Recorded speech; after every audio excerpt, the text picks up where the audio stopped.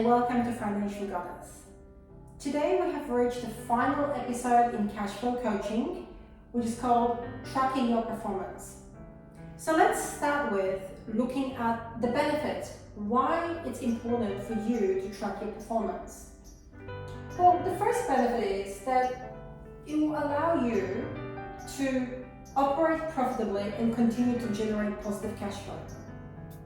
If you're measuring your performance against your target and you're looking at the variance, by making sure that you can make timely changes to improving your cash flow, you will give your business the best foot forward in ensuring that it's a profitable business that is generating a positive cash flow for you. And finally, you can make more informed decisions. By regularly looking at the financial performance, you can see what's working for your business, what's not working so well, and in a good, timely manner, you can make sure that you adjust things accordingly. Once again, if it's something that you need help with, please feel free to reach out to your accountant. I do encourage all my business clients to meet with me on a quarterly basis to have these conversations. Now, let's have a look at some common mistakes of what people do when it comes to tracking your performance. So, the first thing is, if you're not tracking your performance, then you're not having reliable financial details. The way that that's linked is, if you're tracking your performance, then you will automatically be asking your accounts team or your accountant for that information, and keeping in mind that you can track anything. With a lot of my clients, for example, that use Xero software, we customize the tracking categories. You can categorize things by employee, you can categorize them by region, you can categorize them by product or service line. It gives you a lot of options and they can be fully customized to your specific business needs. So therefore you can see how each aspect of your business is performing. Now, on the other hand, if you're not tracking your performance, you're not looking at your financial details, then chances are they're not quite reliable. The next thing is that you're not dedicating, or people are not dedicating enough time to reviewing past performance and making plans to improve your business. How often should you be doing it? Well, I would say that you should be looking at your dashboard on a daily basis. If you have software such as Xero, as an example, or Salesforce, Financial Force if you're a bigger organization, then there are dashboards. And I'm a big fan of dashboards because very quickly, visually, through the forms of variety of graphs, you can have a great overview of every single aspect of your business that you want to sit in a dashboard. So that, I think, as a good business owner, you should be doing on a daily basis. It takes you 5 minutes, not even, to log into the computer, have a quick look at the dashboards, make sure everything looks right. Anything that doesn't look quite right, you can put that through your action list to follow up with appropriate people working on your team. In terms of looking at actual reports, you should at least be asking your accounting team to give you the financial reports on a monthly basis, and you should be requesting that those are given to you within 7 days of the end of the month. In some companies, directors do ask for it, however, it can take too long for the accounts department to produce it, and the longer that you wait for that information, the less relevant it becomes to your current decision making. So, dedicate enough time, put it in your diary, add it to your schedule the same way that you would add your gym session, performance reviews, client appointments. In the same way that I encouraged you in my previous videos to make sure you allocate time to making sure billing goes out the door on a regular basis, allocate a time and allocate enough time to reviewing this past performance. And when you're reviewing the past performance, what you're looking at is the actual performance for the month or for the period. Then you're looking at what the budget was that you set, what was the target goal, and then you look at the variance. And whenever there is a variance, if you're not sure why there is a variance, these are the questions that you should be getting information from. For For example, if your sales were down 20% against the target, then you should be talking to your sales team in determining what has happened, what was the reasons why the sales targets weren't met. Sometimes it could mean that staff were away, they were off sick. Sometimes it could be other circumstances beyond your employee's control. At other times it could be something that internally can be managed, and you can address that for the following period. The next one is quite common with the smaller size businesses, so not having complete or accurate information from which to prepare reports and complete analysis. I come across that so often, especially dealing with the small sole trader businesses that might employ anywhere between 1 and 5 staff. And the reason being is that lack of understanding of how important the tracking of your performance is. People often find accounting and finance and all that quite boring, dry subject, and they push it aside, not understanding that that's the core of their business function. And when the information is not going to your accounting system, or when it's inaccurate, or when it's sometimes halfway completed, then we can have a problem. And if you only look at it once a year and it's something that your accountants, such as myself, point out to you, then again you're dealing with historical data. You're not really effectively tracking their performance.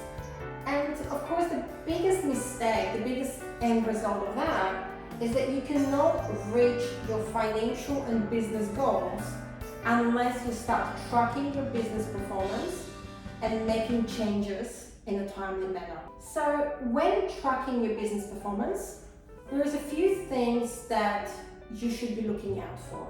The first question is to say, basically, what's working well? Sometimes we have tendency to just switch on what's not working within our business, and that's not the greatest. It can be demotivating for some people that are quite sensitive or who might be struggling on other aspects in their personal life. Have a look at what's working for you, and something that is working, leave it alone. Give it a big tick, congratulate yourself, congratulate your team on something that's well done. Next, have a look at what's not working. Then, have a look at if you've met your budget. So, look at your targets, look at your actual performance, have a look at the variance. Ask yourself, do you have enough cash for the upcoming months? A good rule of thumb is to have at least 3 months of business operating expenses, including staff wages, in your bank account. If not, can you get easy access to funds to make sure that you can meet those obligations? Next, have a look at the debtors. Which ones are the ones that are always slow payers? Can you do anything about fixing it? Can your team do anything about addressing these issues? Then, compare your current performance to last year's performance. So if you're looking at your figures for the month of September, for example, or for the September quarter this year, then compare it to September quarter last year. And even go one step further and compare it to 2 years prior. You can pull those reports from any accounting software, including my own Xero and QuickBooks, where you can add columns, or your accountant or your tax agent can add columns that will demonstrate the previous year's numbers for exactly the same period. Have a look at your trend. Is your business going upwards? Are you improving? Has your business stagnated? Or perhaps your business is going down the hill? And then have a look at your expenses. Are your expenses in line with your expectations? As in, are they what you've budgeted it for? Now, when your accountants prepare your budgets for you, or if you're the one setting your own budget for your organization, then I would always recommend to you that when it comes to your revenue, that you stay on the more conservative or lower end. Don't be overly optimistic. And when it comes to your expenses, unless there are significant changes that you're aware of, you should, as a starting point, use last year's figures and then add a buffer. Depending on the line item on the list, For example, in terms of insurances in Australia, I would recommend a buffer of about 20%.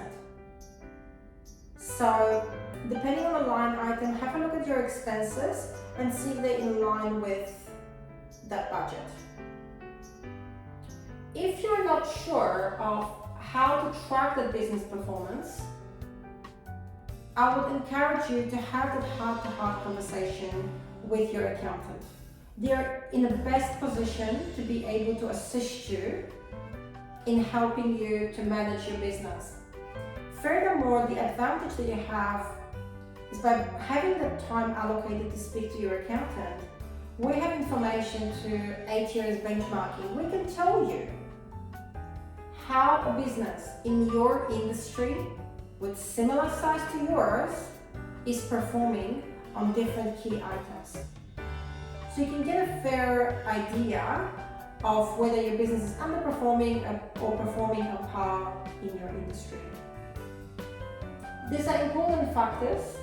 Of course, when you're tracking your performance, the information that is important to you might not be equally important to another business owner. And look, everyone wants to know the bottom line, the profitability. That is common. Every business owner wants to know, have I made profits for the year? How much tax I have to pay? The difference comes with what different business owners might be wanting to track.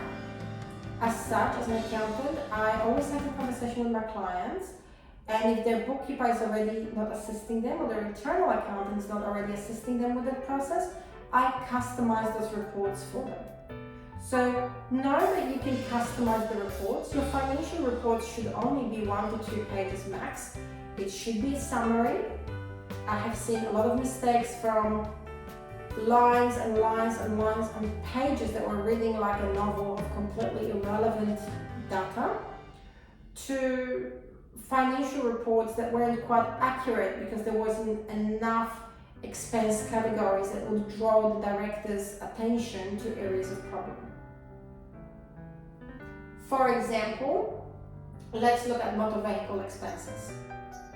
Depending on the size of your organization and how many motor vehicles you have, you might choose to just have one category called motor vehicle expenses, and every single car, every single rego, maintenance, fuel will all go against that one account. On the other hand, you may choose to track each individual car separately. If you have cars assigned to, say, specific real estate agents or sales employees that have allocated cars, you might want to track each one of those cars separately. Perhaps you're wanting to track the cost of fuel versus the cost of your rego separately, so you might have a generic motor vehicle expenses account with subcategories of fuel, registration, repairs and maintenance. There is no one rule in that respect that fits all. Another common example is travel expenses.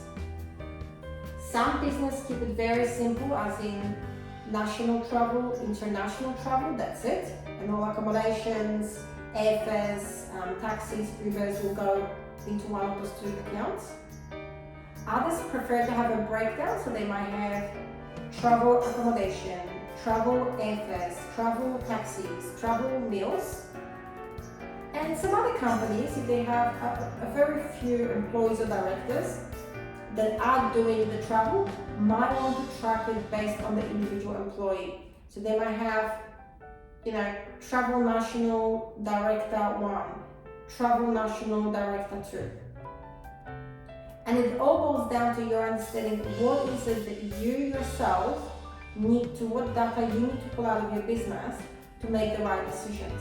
As I have mentioned before, you can also track by the services that you provide, and that's the one that I strongly would recommend to any business that has multiple products or multiple service lines, because that allows us to see and make decisions on how profitable each service that you're providing is. And you will always find that there are some services that you're making greater profit margins on, and there might be other services that perhaps are running at a loss, and there should be a plan to other innovate in that area, to review your overheads for providing that service, or perhaps to discontinue that line of service.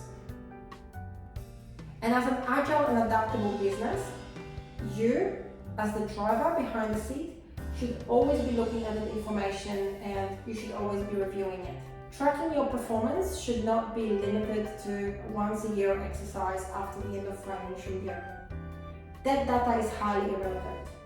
If you're a business in Australia, for example, and you wait until May next year for your accountant to prepare your financial statements for a period that ended 30th of June 2022, and you'll be looking at the data in May of 2023, any advice that your accountant will be giving you on the historical data will not be in a timely manner and may not even be accurate.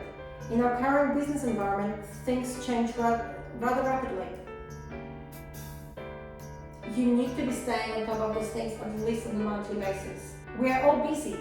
It's a common excuse when people say, I don't have enough time to look at the past performance. I don't have enough time.